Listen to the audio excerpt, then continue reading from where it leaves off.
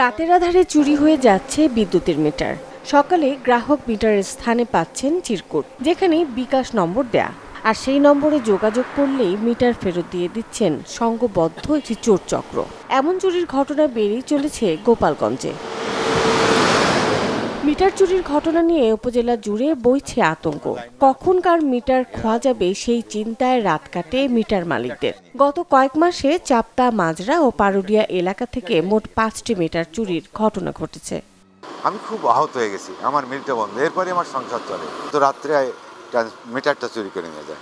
সকালে ঘুম থেকে এসে যখন আমি দেখছি যে মিটার চুরি, তখন আমি নরিন সমিলের কাছে দেখতে গেছি যে ওদেরটাও কি আছে কিনা, যে দেখি ওদেরটাও নাই।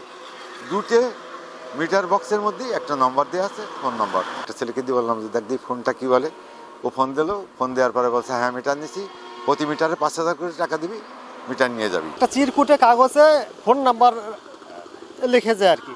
ফোন নাম্বারে যোগাযোগ করা হলে পারে তারা বলে যে হ্যাঁ মিটার আমরা চুরি করছি, প্রতি মিটার প্রতি 5,000 টাকা দিলে পরে আপনারা মিটার পাবেন। রিকোয়েস্ট করার পরে 41 টাকার বিনিময়ে আমি আমার মিটারটা আর কি পাই।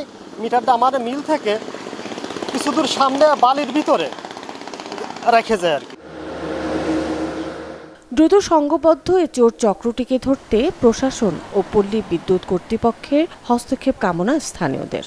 অনিশ্চয়তার মধ্যে আমরা বসবাস করছি যে চোরে চুরি করে জিনিস নিয়ে যাচ্ছে, আবার নাম্বার দিয়ে যাচ্ছে, আবার যোগাযোগ করে টাকা চাচ্ছে, এবং একটা প্রমাণিত সত্য যে দুইজনের মিটার চুরি করে নেছে, একই সঙ্গে দুইজনের কাছে নাম্বার লিখে গেছে।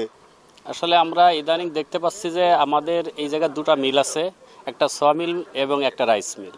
তাই দুটা মিলের দুটা যে মিটার নিয়ে গেছে এবং সিরকুট লিখে দিয়ে গেছে যে এই সিরকুটে যে নাম্বারটা দিয়ে সেই নাম্বারে ফোন দিয়ে যদি টাকা দেওয়া হয় তাহলে মিটার ফেরত পাবে।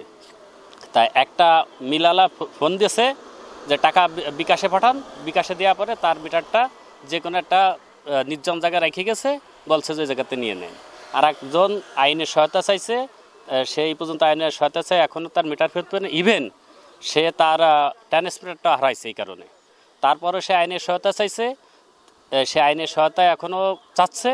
এবং আমরা নিজেরাই আতঙ্কিত আছি যে আমরা যে মিটার বা ট্রান্সমিটারগুলো ইউজ করতেছি আমাদের আবাসিকে, এই ট্রান্সমিটারগুলো ভবিষ্যতে চুরি হয়ে যাবে কিনা, আমরা এর একটা কর্তৃপক্ষের কাছে সমাধান চাই। আমরা এমন একটা দেশে বসত করি, আমরা চোরের কাছে জিম্মি হয়ে থাকি।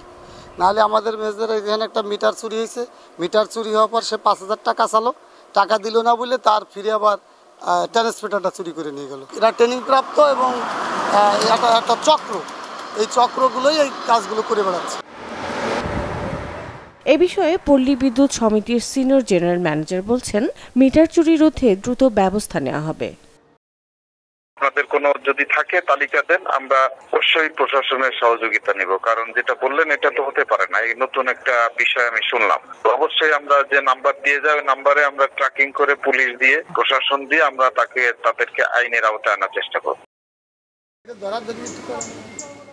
আর যাতে কারো মিটার চুরি হয়ে ভোগান্তির শিকার না হয় সেজন্য দ্রুত ব্যবস্থা নেওয়ার দাবি ভুক্তভোগীদের। মিটার চাই নিয়ে গেছে, মিটার পুরো meter box. Desk report, channel 24।